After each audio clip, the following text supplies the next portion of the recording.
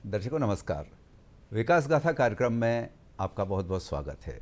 विकास गाथा के नए अंक में हम हाजिर हैं। आज हम बात करेंगे विकास की, क्योंकि विकास एक ऐसा शब्द, ऐसा कार्य, एक ऐसा व्यवहार जिसमें अंतर्निहित है उन्नति, भविष्य की अपेक्षाएं, सफलता की कामनाएं और एक सुख की अनुभूति, समय के साथ चलने का मादा। इसी विकास गाथा में आज हम बात करने जा रहे हैं एक ऐसे परामर्शदाता से जिन्होंने सरकारी विभागों में और संस्थानों में परामर्श का एक महत्वपूर्ण कार्य किया है और जिनके परामर्श से काफ़ी कुछ सफल परिणाम सामने आए हैं।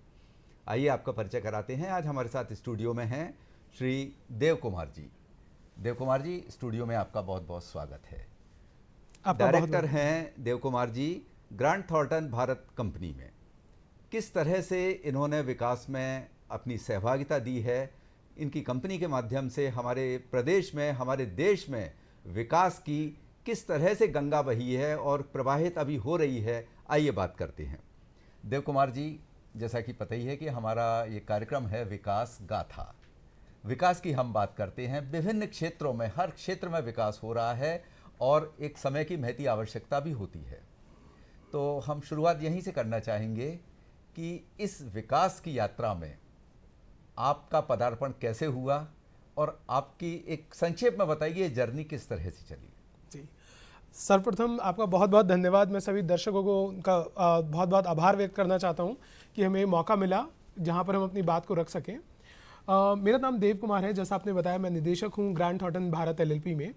और अगर मैं अपने इस करियर की शुरुआत की बात करूं तो मैंने अपना करियर शुरू किया सिडबी, जो एमएसएमई सूक्ष्म मध्यम लघु उद्योग के लिए जो एक अग्रणी संस्थान है, वहाँ से मैंने अपने करियर की शुरुआत की।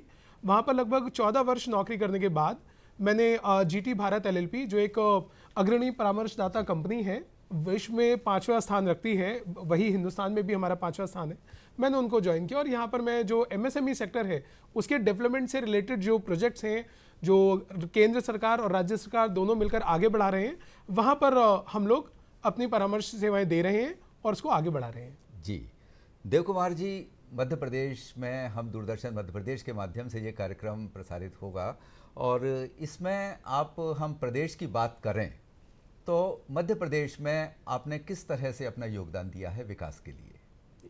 अगर मैं मध्य प्रदेश की बात करूं तो मध्य प्रदेश के विभिन्न जो सरकारी शासन के विभाग हैं उनके साथ में हम अपनी सेवाएं दे रहे हैं। हमारा जो कंट्रीब्यूशन यहाँ पर रहा है, हमारा जो योगदान रहा है, उसमें अगर मैं प्रमुख कुछ प्रोजेक्ट से नाम लेना शुरू करूँ तो डायल 100, आपका पुलिस का जो डायल 100 प्रोग्राम है, उसमें हमने अपनी सेवाएं दी हैं।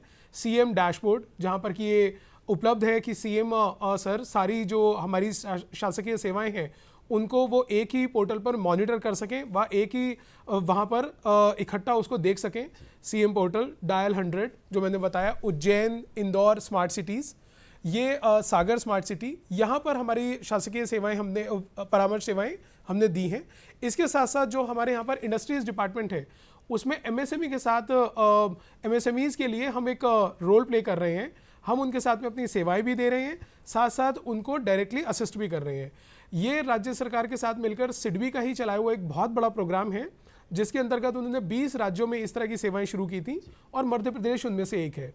इसी के साथ मैं और जोड़ना चाहूँगा, भारत सरकार का जो अपना एक मंत्रालय है, मिनिस्ट्री ऑफ एमएसएमई, उसके साथ भी मिलकर हम यहाँ पर जबलपुर में एक इंफ्रास्ट्रक्चर डेवलपमेंट के लिए एक टेक्नोलॉजी सेंटर एस्टैब्लिश करने का हम पहल कर चुके हैं, जो टेक्नोलॉजी सेंटर मुझे लगता है अगले 2 साल में एस्टैब्लिश हो जाना चाहिए। जी, देव कुमार जी, काफ़ी कुछ आपके साथ में इस तरह के अनुभव हैं विकास के लिए, आप जो कार्य कर रहे हैं। हम शुरुआत में ही बात करते हैं, एमएसएमई आपने नाम लिया, काफ़ी अपेक्षाएं हैं ख़ास तौर से युवाओं को। स्टार्टअप्स और मेक इन इंडिया जैसे अभियानों के तहत आजकल जिस तरह के विकास हो रहा है, एमएसएमई उसमें महत्वपूर्ण भूमिका निभाता है। तो एमएसएमई की गतिविधियां किस तरह से आप देखते हैं और ख़ास तौर से युवाओं के लिए, बेरोजगारी के लिए एमएसएमई किस तरह से अपना सपोर्ट देगा? देखिए, अगर मैं एमएसएमई सेक्टर की बात करूं, ये हमारे देश की रीढ़ की हड्डी माना जाता है। अगर आपको मैं कुछ नंबर्स बताऊं, एमएसएमई हर वो यूनिट है, हर वो छोटी से छोटी यूनिट जो अपने आप काम कर रहा है, उसके पास कोई वर्कर, कोई लेबर नहीं है, वो भी एक एमएसएमई यूनिट के अंतर्गत आता है। अगर मैं इस एमएसएमई सेक्टर के योगदान की हमारे देश की इकोनॉमी में बात करूं तो लगभग 30% जो हमारा मैन्युफैक्चरिंग सेक्टर का जीडीपी है वो इस मैन्युफैक्चरिंग सेक्टर से आता है, और 45% अराउंड एक्सपोर्ट्स ये हमारा एमएसएमई सेक्टर कंट्रीब्यूट करता है। हमारे देश में लगभग 6.5 करोड़ एमएसएमईज हैं और लगभग 12 करोड़ एम्प्लॉयमेंट हमारे देश का इस सेक्टर से आता है। अब ये नंबर्स आपको बड़े सुनने में बड़े अजीब लगेंगे क्योंकि इस सेक्टर की बहुत ज़्यादा चर्चा हुई नहीं है। एग्रीकल्चर सेक्टर को लेके हम हमेशा बात करते हैं, हमारे देश में आज भी अग्रणी जो रोजगारदाता सेक्टर है वो एग्रीकल्चर ही है, लेकिन उसके बाद दूसरा सबसे बड़ा स्थान एमएसएमई का है। बिल्कुल सही कहा, क्योंकि भारत गांव में बसता है और ग्रामीण अर्थव्यवस्था भारतीय अर्थव्यवस्था की रीढ़ की हड्डी भी कहा जाता है। तो ग्रामीण विकास के संदर्भ में आप इसको किस तरह से देखते हैं अपने कार्यों को? जी, अगर हम बात करें ग्रामीण क्षेत्र में जो एक, अगर मान लीजिए कोई छोटी सी मैन्युफैक्चरिंग, कोई एलईडी बल्ब की यूनिट भी लगाए हुए है जिसमें वो अकेला काम करता है, आप उसको भी एमएसएमई में ही इंक्लूड करेंगे। इसके साथ साथ अगर आप देखें तो जो भी सर्विसेज हैं, अगर कोई भी एक व्यक्ति भी अपनी सर्विसेज किसी दूसरे को दे रहा है वो एमएसएमई में आप उसको शामिल करेंगे। इस प्रकार अगर आप देखें तो ग्रामीण अर्थव्यवस्था में भी अगर आप एग्रीकल्चर को, जहां खेत में काम हो रहा है, उसको अगर हटा दें, बाकी वहां पर जितनी भी आपकी रोजगार या उससे संबंधित एक्टिविटीज हैं वो सब एमएसएमई सेक्टर का पार्ट है। इनफैक्ट आपके चैनल के माध्यम से मैं शेयर करना चाहूँगा, अगर मैंने टमाटर बोया, टमाटर को हमने उगाकर टमाटर हमने काट लिया, वहाँ तक एग्रीकल्चर है। लेकिन अगर उस टमाटर को हम टमाटर की प्यूरी या कोई फल है उसका जैम अगर हम बनाते हैं तो वो भी मैन्युफैक्चरिंग सेक्टर में आता है और वो एमएसएमई का पार्ट है। काफ़ी प्रिजर्वेटिव इस तरह के प्लांट जो हैं फूड प्रिजर्वेशन के में काफ़ी काम हो रहा है। अच्छा, हम बात कर रहे हैं एमएसएमई की, तो जो इस माध्यम से लोग जाते हैं और कोई भी उद्योग या इकाई स्थापित करने के लिए वहाँ की भौगोलिक परिस्थिति बहुत महत्वपूर्ण भूमिका निभाती है। तो प्रदेश के संदर्भ में आप क्या देखते हैं? मध्य प्रदेश की जिस तरह से जलवायु है, यहाँ की भौगोलिक स्थिति है, तो लघु सूक्ष्म या मध्यम उद्योगों के लिए आप किस तरह के यहाँ प्रोडक्ट या मैन्युफैक्चरिंग आप उपयुक्त मानते हैं? जी, अगर आप देखें आजकल विश्व एक छोटा बाजार है। बिल्कुल, आपको अपने प्रोडक्ट के लिए अगर कोई रॉ मटेरियल की ज़रूरत है, उसे लेने के लिए आपको लोकल जो इकोनॉमी है या लोकल आपका एरिया है उस पर आपको निर्भर रहने की आवश्यकता नहीं है। उसी प्रकार से अगर आपको जो आपका बना हुआ माल है, आपका जो फाइनल प्रोडक्ट है, उसको बेचने के लिए आपको किसी भी लोकल बाजार की ही ज़रूरत नहीं है। आप अपना प्रोडक्ट आज के ज़माने में मध्य प्रदेश के एक छोटे से गाँव से भी अगर आप चाहें तो एक्सपोर्ट कर सकते हैं। तो पहले जब हमने मैन्युफैक्चरिंग सेक्टर की अगर आप बात करें तो उस वक्त पर ये जब क्लस्टर्स, मैंने क्लस्टर एक वर्ड यूज़ किया जिसका मैं उल्लेख बाद में करूंगा। अगर आप क्लस्टर्स की या मैन्युफैक्चरिंग छोटी छोटी जो हमारी इकाइयां बनी उसकी बात करें तो पहले ये स्थापना इस वजह से हुई कि हमारे आसपास उससे मिलता जुलता पानी, आने जाने के साधन या उसके रॉ मटेरियल की अवेलेबिलिटी कहाँ पर है। लेकिन आज के परिवेश में अगर आप देखें तो वो अब चीज़ें पीछे छूट गई हैं और अब गांव में बैठा हुआ एक छोटा सा व्यक्ति भी अपना रॉ मटेरियल कहीं से भी लेकर और कहीं भी उसको बेच सकता है। तो मध्य प्रदेश की अगर आप बात करें, यहाँ पर जो अगर संभावनाएं, अपॉर्चुनिटीज़ की आप बात करें वो अपार है। किसी भी जियोग्राफिकल या किसी भौगोलिक अगर आप स्थिति से देखें तो उसको बांधा नहीं जा सकता। बिल्कुल सही है। अच्छा, आजकल सरकारी प्रयासों की अगर बात की जाए तो बेरोजगारी के लिए, युवाओं के लिए और काम करने वालों के लिए सरकार दिल खोल के खुले हाथ से धन की व्यवस्था भी करती है जी, है ना। मतलब अब परिस्थिति ये है कि निर्माण इकाई स्थापित करना कोई बहुत मुश्किल काम नहीं है। आपके पास योग्यता होना चाहिए, अनुभव होना चाहिए और लगन होना चाहिए। लेकिन कोई भी जो निर्माता होते हैं, मैन्युफैक्चरर्स होते हैं, या हम कृषि के क्षेत्र में बात करें, किसान जो फसल उगाते हैं, बात उत्पादन उतना मुश्किल नहीं रहता है। मुश्किल बात होती है, जो चैलेंज आते हैं उसको मार्केट देना, मार्केट में लिक्विफाइज करना। बिल्कुल। इसके लिए आप क्या सुझाव बताना चाहेंगे हमारे दर्शकों को कि मार्केट में माल पहुंचाने के लिए किस तरह से नवाचार के जरिए वो अपने माल को बेच सकते हैं? जी, देखिए, इससे पहले जो आपने मार्केटिंग की बात की, आपने बिल्कुल सही जो आपका जो मुद्दा था वो आपने उठाया। लेकिन उससे पहले मैं आपका ध्यान कुछ चीज़ों की तरफ केंद्रित करना चाहूँगा। अगर आप देखें, एक नई इकाई लगाने के लिए बहुत सारी समस्याएं हैं, जिसमें से मार्केटिंग, जो आपने कहा सबसे बड़ी समस्या है, और वो है। लेकिन उसके साथ साथ अगर आप देखें, हम अपना प्रोडक्ट मार्केट क्यों नहीं कर पा रहे हैं, क्या मैं उस क्वालिटी को मेंटेन कर पा रहा हूँ? तो कहीं ना कहीं मैं वापस अगर जाऊँ तो टेक्नोलॉजी, क्या मेरे पास सही वर्कर्स हैं जो उस प्रोडक्ट को उसी क्वालिटी के साथ प्रोड्यूस कर सकते हैं? तो हम बात करेंगे स्किल डेवलपमेंट की। जो मेरे पास वर्कर्स आ रहे हैं वो क्या उतने ही दक्ष हैं? Skill development. क्या मेरे पास जो मेरा प्रोडक्ट बन रहा है उसकी टेस्टिंग हुई है? क्या मेरे पास प्रोडक्ट बनाने के लिए मेरे पास जरूरी जो इंफ्रास्ट्रक्चर है वो मौजूद है? क्या अगर मुझे अपने प्रोडक्ट के प्रोटोटाइप डेवलप करने हैं उसके लिए जो इंफ्रास्ट्रक्चर है वो मौजूद है? ये जो इस तरह की चीज़ें हैं, ये सब मिलकर एक एमएसएमई की जो बेसिक, अगर आप कहें, उनकी जो प्रॉब्लम्स हैं उनको जन्म देती हैं। अगर मैं एक एक करके इनको लेना शुरू करूं, सबसे पहले मुद्दा आता है फाइनेंस का। आप अगर देखें, फाइनेंस बहुत इजीली अवेलेबल है, हमारे पास भी दिन में ढेरों कॉल आते हैं कि आप पैसा हमसे ले लीजिए, हमसे ले लीजिए। लेकिन जब कोई एमएसएमई, वो एक व्यक्ति जो अपने 1, 2, 5, 10 वर्कर्स के साथ में अगर वो बैंक के पास जाता है और बैंक के सामने अपनी वो लाखों रुपए में या कई बार करोड़ या उससे भी ऊपर की अपनी जब वो रिक्वायरमेंट बैंक को बताता है, तो उस वक्त बैंक का कहना ये होता है कि आपके पास आपकी जो यूनिट है, अगर आप इसे नहीं चला पाए तो आप मेरा पैसा वापस कैसे करेंगे? जी। जो एक मेजर मुद्दा आता है। तो यहाँ बात आती है, फाइनेंस अवेलेबल है, लेकिन क्या फाइनेंस उसकी इकोनॉमिकल टर्म्स पर समुचित मात्रा में? दो चीजों की मैंने बात की, जितना मुझे चाहिए और मुझे उसके ब्याज की दर वो मुझे उतनी ही चाहिए जितनी मैं बियर कर सकता हूं। बिल्कुल सही, राइट। अगर आप मुझे बहुत ऊंची दर पर ऋण देने की बात करेंगे वो भी मेरे लिए फिजिबल नहीं होगा। और अगर आप मुझे आज अगर मुझे 50 लाख रुपए की आवश्यकता है और आप मुझे सिर्फ 25 लाख रुपए दे रहे होंगे, वो भी मेरे लिए फिजिबल नहीं होगा। तो ये एक बड़ा चैलेंज है जो ज़्यादातर एमएसएमईज को अपने कार्यकाल में, अपने ऑपरेशंस में फेस करना पड़ता है, जिसको एड्रेस करने के लिए भारत सरकार की, राज्य सरकार की बहुत सारी स्कीम्स हैं, बहुत सारे अग्रणी संस्थान जैसे सिडबी, अगर आप छोटे लेवल पर बात करें नाबार्ड, और सारे ही कमर्शियल, प्राइवेट सेक्टर और पब्लिक सेक्टर बैंक्स। उसके अलावा भारत सरकार की चलाई हुई विभिन्न योजनाएं, चाहे वो स्टार्टअप से संबंधी हो, स्टैंडअप से संबंधी हो, वो योजनाएं, ये सभी योजनाएं एमएसएमई सेक्टर को लाभ पहुंचाने के लिए भारत सरकार और राज्य सरकार के लेवल पर शुरू की गई हैं, जिसका लाभ उठाकर एमएसएमईज अपने प्रोडक्ट को, अपनी जो फाइनेंस की, उनकी जो ऋण संबंधी या उनकी जो उस वक्त पैसे की ज़रूरत है उसको पूरा कर सकते हैं। इसके बाद हम बात करते हैं स्किल डेवलपमेंट की। स्किल डेवलपमेंट में जब हम बात करें किसी ऐसे वर्कर की जिसको मैं अपने यहाँ पर हायर तो करना चाहता हूँ, लेकिन उसको देने के लिए मेरे पास उतना पैसा नहीं है, या फिर जो वर्कर मैं हायर कर पाता हूँ उसके वैसे स्किल्स नहीं है, या फिर जिस आदमी को मैं हायर कर रहा हूँ, उसको मैं वर्कर लेकर आ रहा हूँ, वो कॉलेज में पढ़ा हुआ एक बच्चा है जिसको एकेडमिक ज्ञान है लेकिन उसको मशीनों पे काम करने का ज्ञान नहीं है।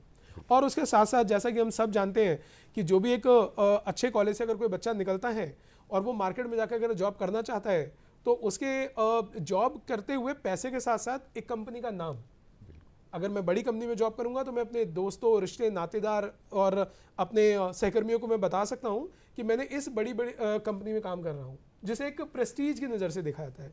वहीं अगर मैं बात करूं कि एक छोटी सी कंपनी में मैं काम कर रहा हूं, चाहे मेरी तनख्वाह वहां मिलने वाली तनख्वाह से ज़्यादा हो, लेकिन फिर भी उसके बाद भी उसे उस प्रेस्टीज की नज़र से शायद ना देखा जाए।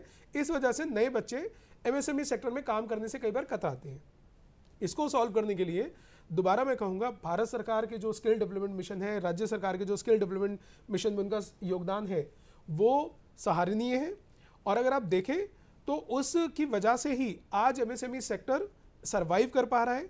बट उसके बाद भी बहुत बड़ी ज़रूरत है ऐसे और संस्थान खोलने की, ऐसे और संस्थान को बढ़ावा देने की, प्रोत्साहन देने की, ताकि हम नए नए इन बच्चों को ना सिर्फ ट्रेनिंग लेकर स्किल डेवलपमेंट में जाने की तरफ प्रेरित कर सके, बल्कि इसके साथ ही, जैसा हमारे माननीय प्रधानमंत्री जी ने एक बार कहा कि आप जॉब देने वाले बनिए, ना कि जॉब ढूंढिए। तो उसी तरह पर चलते हुए जब एक बच्चा स्किल डेवलपमेंट अपना कोर्स पूरा कर ले, उसके बाद वो अपनी यूनिट भी शुरू कर सकता है और बाकी लोगों को रोजगार दे सकता है। इस तरह की भावना को प्रेरित करने के लिए ये जो स्किल डेवलपमेंट चलाए गए, इनको और बढ़ावा देने की ज़रूरत है। देव कुमार जी, आपने मध्य प्रदेश शासन के कई विभागों के साथ ये कार्य किया है विकास का, तो यहाँ का आपका अनुभव कैसा रहता है? आप कितने खुश होते हैं उन विकास कार्यों को जब फलीभूत होकर देखते हैं?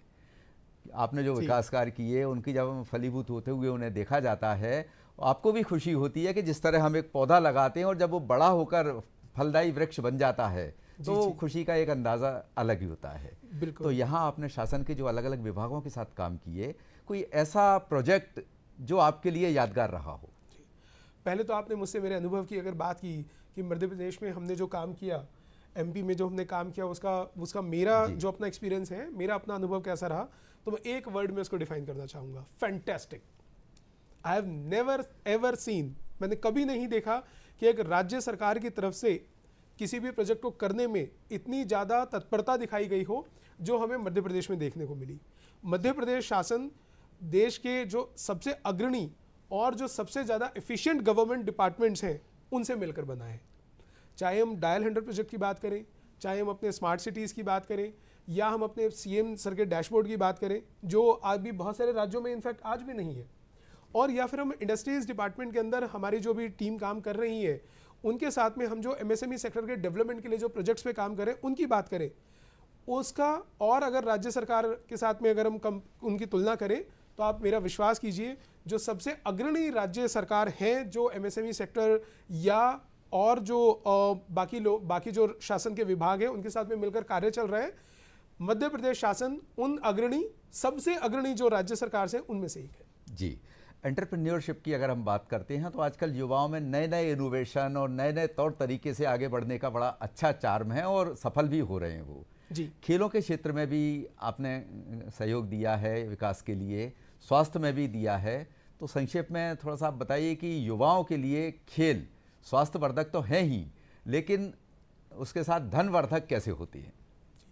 पहले तो मैं अगर कार्यक्रम की बात करूं, जैसा आपने शुरू में ही कहा कि हम विकास, देखिए विकास अगर हम बात करें तो विकास खाली पैसे से नहीं होता, सर्वांगीण विकास होना चाहिए। जी बिल्कुल आपने सही कहा। विकास का सही मायने तो वही है कि सर्वांगीण विकास। जी, अगर आप बात करें तो अगर मेरे यहाँ के युवा उनका विकास हो रहा है, मेरे यहाँ राज्य में अगर हेल्थ के सेक्टर में मैं देखूं, मेरे यहाँ पर अगर हेल्थ सेक्टर में विकास हो रहा है, मेरे यहाँ पर अगर लोगों के रोगी पड़ने की जो दर है अगर उसमें कमी आ रही है, वो भी एक विकास का कारक है।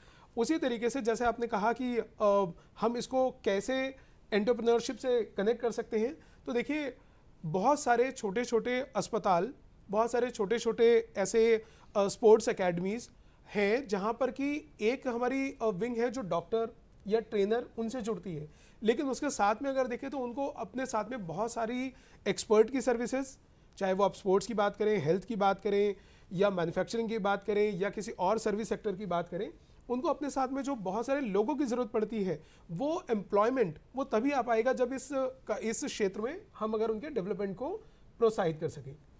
आज के समय में अगर आप देखें स्पोर्ट्स एकेडमी के अंदर एक कोच के अलावा वहाँ पर पिच को बनाने वाला, नेट्स को लगाने वाला, उसकी ग्राउंडिंग करने वाला, दर्शक अगर आते हैं तो उनके मैनेजमेंट वाला, वहाँ पर चेयर्स को फिक्स करने वाला, ये सारी वो छोटी छोटी चीज़ें हैं जो एमएसएमई सेक्टर के लोग ही करते हैं। उसी प्रकार से अगर आप हेल्थ के क्षेत्र में देखें, स्वास्थ्य के क्षेत्र में आप देखें, अस्पताल बनने से लेकर वहाँ पर छोटे छोटे उसके दरवाजे, खिड़कियाँ, उनको उनके इक्विपमेंट्स को लगना, उनकी छोटी मेंटेनेंस, उनके साफ सफाई, उनका रख रखाव, और साथ में हॉस्पिटल में अगर आप कोई भी छोटा हॉस्पिटल देखें उसके बाहर का रख रखाव, ये सब एमएसएमई सेक्टर द्वारा ही प्रोवाइड किया जाता है। बिल्कुल सही है, क्योंकि छोटे छोटे कर्मचारी जो छोटे कर्मी होते हैं वो भी एक उस छोटे से नट की तरह है जो इतनी बड़ी चेचेस को कंट्रोल करता है, एक छोटा सा नट। तो सब अपने अपने टूल्स इस तरह के हैं और सभी उपयोगी हैं। अच्छा, एक अर्थशास्त्र में जो सिद्धांत होता है मांग और पूर्ति का, जी, उसी के साथ उत्पादकता जुड़ी होती है। बिल्कुल। तो आपने यहाँ प्रदेश में इतना काम किया, काफ़ी कुछ अनुभव आपको मिला यहाँ। आपके अनुसार आप क्या मानते हैं ऐसा कि यहाँ प्रदेश में किस तरह की डिमांड और उसकी आपूर्ति की ज़्यादा ज़रूरत है, जी, ताकि एक कोई युवा अपनी इकाई स्थापित करना चाहे तो उस क्षेत्र में जाके वो अपना आजमा सकता है? जी, तो इस मामले में मैं दोबारा आपका ध्यान उस तरफ आकर्षित करना चाहूँगा कि जिस तरीके से आज विश्व एक छोटा बाजार बन गया है, यहाँ पर आपको आपूर्ति या पूर्ति दोनों ही तरफ करने के लिए विश्व आपका अपना एक छोटा बाजार है जहाँ से आप कहीं से भी माल ला सकते हैं, कहीं भी बेच सकते हैं। यहाँ आपके प्रश्न को अगर मैं एक दिशा दूँ तो वो इकाई, अगर मैं अपना कोई माल बाहर बेचना चाहता हूँ तो ऐसी क्या चीज़ें मेरे माल में होनी चाहिए, ऐसी क्या चीज़ें मेरे फाइनल प्रोडक्ट में आनी चाहिए जिसको लेकर हम बाहर अगर देखें, बाहर मेरे उस माल की डिमांड हो, चाहे वो डोमेस्टिक की आप बात करें, रीजनल की बात करें, नेशनल की बात करें या इंटरनेशनल की बात करें। तो अगर मैं इसकी शुरुआत करूं तो देखिए, आपके प्रोडक्ट में, आपके उस माल में क्या ऐसी इनोवेटिव दो ही चीज़ों पर आप पैसा कमा सकते हैं, अपने कॉम्पिटिटर के साथ फाइट कर सकते हैं। या तो आप उसका दाम बहुत कम रखें, या आप उसकी क्वालिटी को इतना ऊपर पहुंचा दें कि वो आपका प्रोडक्ट खरीदने के लिए जो आपका उपभोक्ता है, जो कंज्यूमर है, वो लालित होठे। अभी जैसे अगर मैं बात करूं, एक पेंसिल अगर मैं बना रहा हूं, वो पेंसिल मेरे ऐसे 5000 लोग बना रहे हैं और वही सेम क्वालिटी मैं भी दे पा रहा हूं या मैं उससे कम क्वालिटी दे पा रहा हूं, तो मैं अपनी मार्केट में तभी सर्वाइव कर पाऊंगा जब मैं अपनी उस पेंसिल का दाम इतना गिरा दूं कि मेरे कॉम्पिटिटर्स लेवल पे सर्वाइव ना कर पाए। और इसका अगर मैं दूसरा पहलू देखूं कि मैं अपनी उस पेंसिल की क्वालिटी को इतना ज़्यादा बढ़ा दूं कि मेरे कॉम्पिटिटर्स मेरे साथ में जो इसमें प्रतिस्पर्धा रखना चाहते हैं वो इसको मैच ना कर पाए, तो मैं अपने प्रोडक्ट का प्रीमियम भी चार्ज कर पाऊंगा और मुझे उसकी ब्रांडिंग, उसकी पोजीशनिंग उसी लेवल पे करनी भी होगी। तो इसी तरीके से एमपी में कोई भी उद्योग लगाना बुरा नहीं है। कोई भी, हर उद्योग के लिए समान और अपार, मैंने दोनों शब्द यूज़ किए, समान व अपार अवसर मौजूद हैं। लेकिन ज़रूरत है कि या तो आप उसको स्केल, उसका जो प्रोडक्शन का लेवल है वो इतना मास प्रोडक्शन करें कि आप प्राइस में उसको कम कर पाएँ, और या फिर आप अपनी क्वालिटी को इतना ज़्यादा इंप्रूव कर दें कि आपके कॉम्पिटिटर उसको मैच ना कर पाएँ और आप अपने प्रोडक्ट के लिए उस सूरत में प्रीमियम भी चार्ज कर पाएंगे। अगर आपका कोई कॉम्पिटिटर उस प्रोडक्ट को 10 रुपये में बेच रहा है तो शायद आप उसको 12 रुपये में बेचने में सफल होंगे। जी, हमारा मध्य प्रदेश काफ़ी विविधता से भरा हुआ है और खनिज के मामले में हो या कला, संस्कृति, साहित्य, श्रम, परिश्रम, हर चीज़ में काफ़ी समृद्ध है। तो कई युवा हैं, युवक युवती जो हैं वो अलग अलग क्षेत्रों में अपना दखल रखते हैं। तो विभिन्न क्षेत्रों के लिए आप विकास के किस तरह से उनको अवसर देखते हैं कि वो अपने क्षेत्र में जाकर के एक विशेषज्ञता के साथ कुछ काम को आगे बढ़ाएं ताकि उनका भी भरण पोषण और समाज का विकास और प्रदेश का विकास हो?